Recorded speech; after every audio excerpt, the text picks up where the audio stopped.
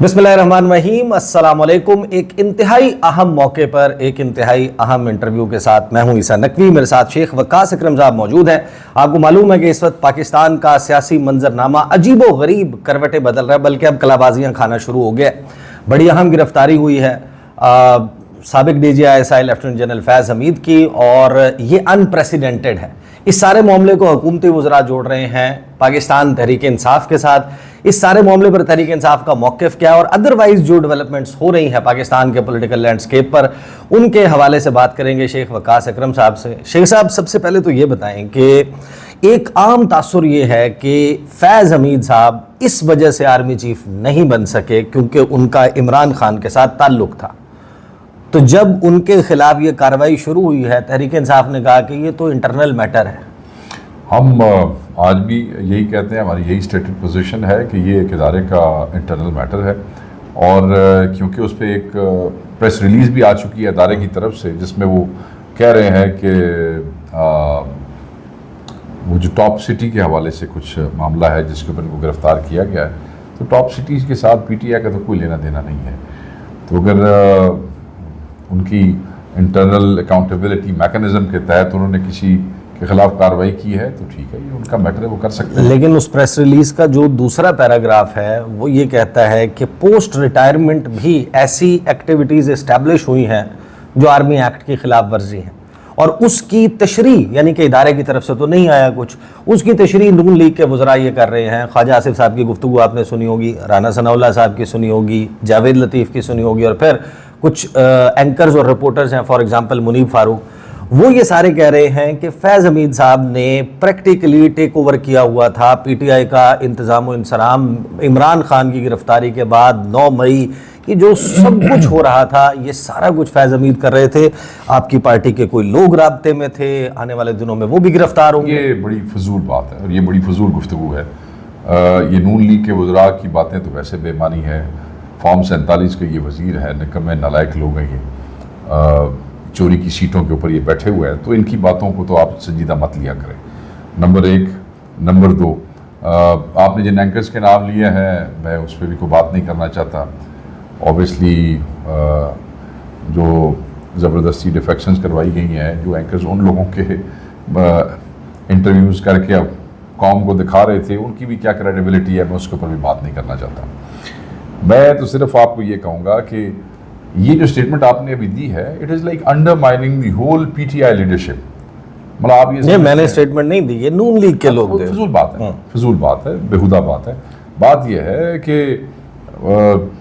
अपने लीडर की गैर मौजूदगी में, जिस वक्त वो जेल में थे, लोग रूपोश थे, किस तरीके से जूम पे, किस तरीके से छुप के लोगों ने अपनी कैंपेन्स चलाई हैं, किस तरीके से उन्होंने इलेक्शन लड़े हैं, किस तरीके से सीटें उनकी चोरी हुई है।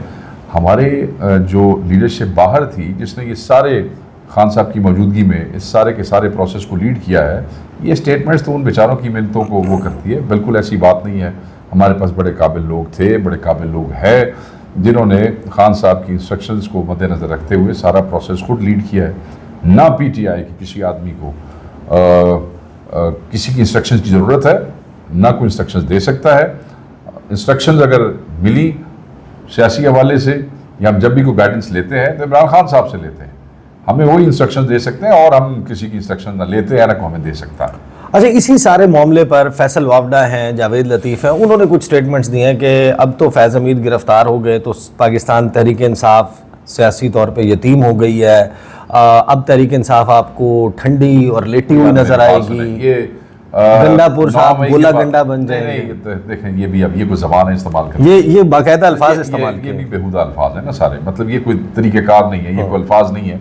मैं ये समझता हूँ कि जब लोगों को ज़बरदस्ती सीटों के ऊपर ला के बिठा दिया जाता है, जो नॉन पॉलिटिकल बैकग्राउंड के लोग होते हैं, तो फिर वो गुफ्तगू करते हुए सिवाय खुशामद के अलावा और कुछ सोचते नहीं हैं।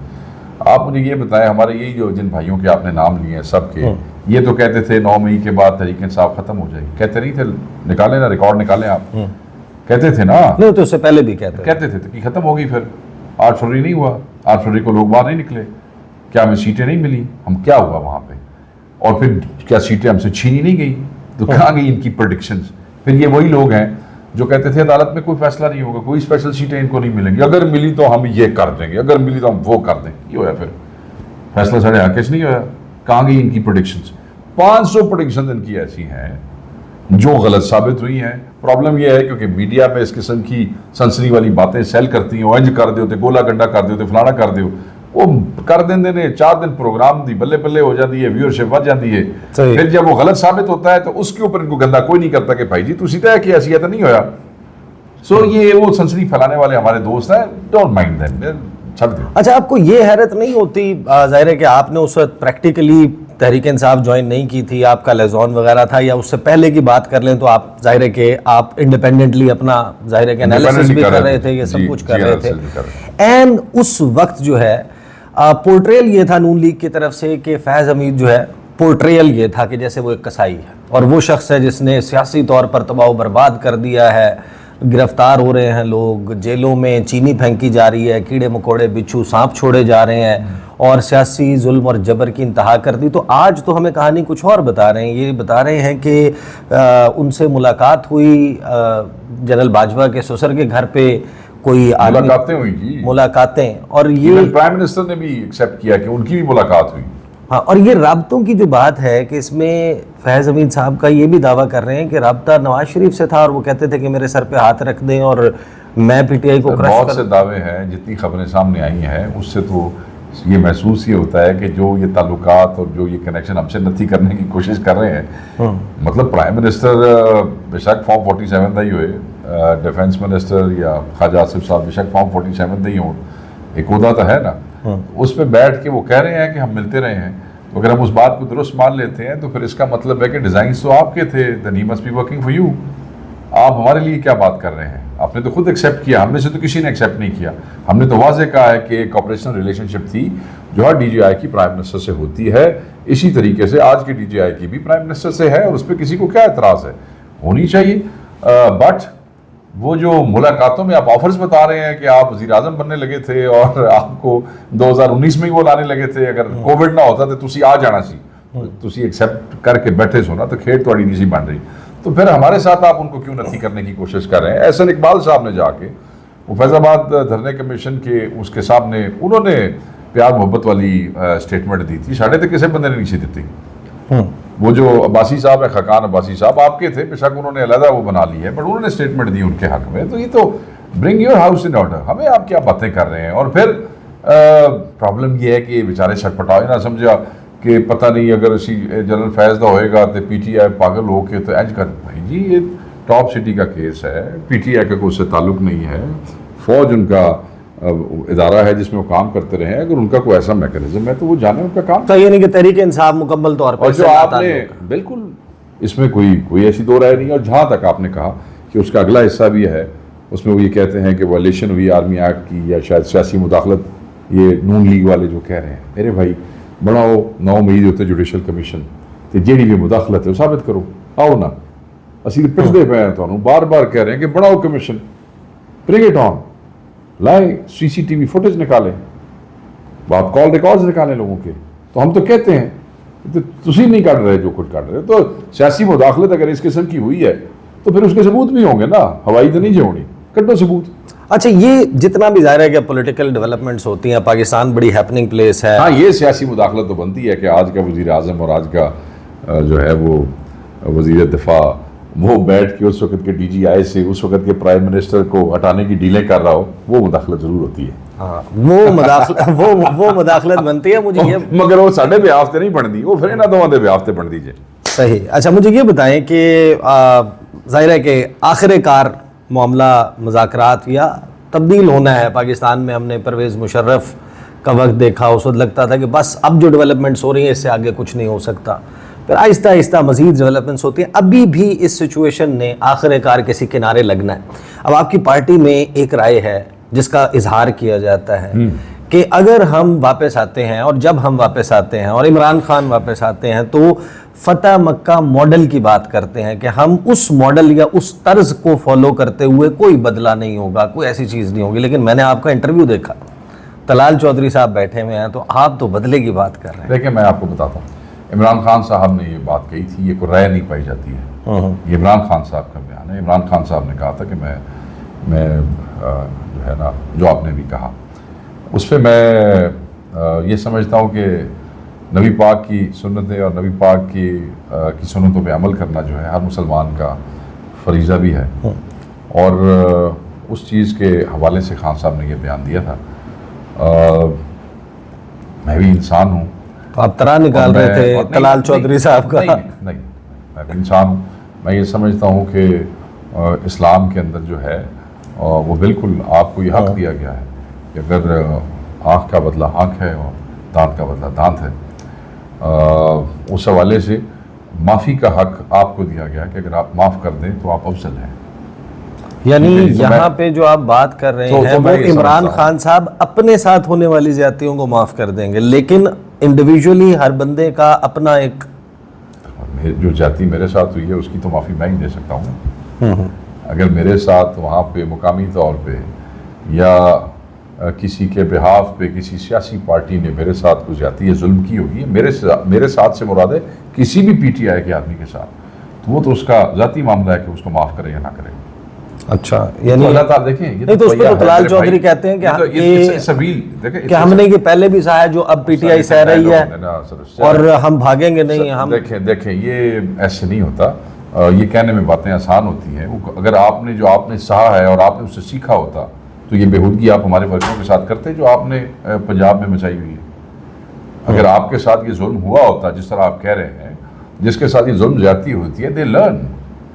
ٹھیک ہے, اس کا مطلب ہے آپ اس زیادتی کو صحیح سمجھ رہے تھے جو آپ کے ساتھ ہوئی ہے, جو آج آپ ہمارے ورکرز کے ساتھ کر رہے ہیں. صحیح. اور کس نے زیادتیاں اس وقت کی ہیں اور کتنی برداشت کی ہیں, یہ نہ 2.5 پرولو. اگر وہ کریں گے تو ناندے کو 12, 14, 15, 20 بندے نکلیں گے. ساڑھے آدھی تعداد تو سینکڑوں ہزاروں دے وچ ہے. اللہ سے ڈرنا چاہیے. اتنا وہ کریں کہ جس پہ لوگوں کو اور ان کی جنریشنز کو, اپنی جنریشنز کا مخالف نہ کریں. اس ملک میں انتشار وہ پھیلا رہے ہیں جو ظلم کر رہے ہیں. مظلوم انتشار کیسے پھیلا سکتا ہے؟ وہ تو ظلم کا جو ہے وہ تو سبجیکٹ ہے. صحیح.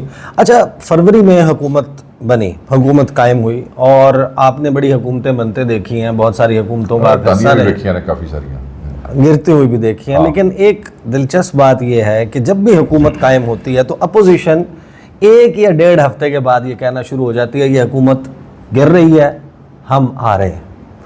تو یہ مجھے بتائیں کہ یہ آپ کی خبر ہے, انالیسز ہے, انفارمیشن ہے, خواہش ہے کہ آپ لوگوں نے کچھ سٹیٹمنٹس دیے کہ دسمبر میں ہماری حکومت آ رہی ہے, دسمبر میں الیکشنز کے لیے تیاری کر لیں.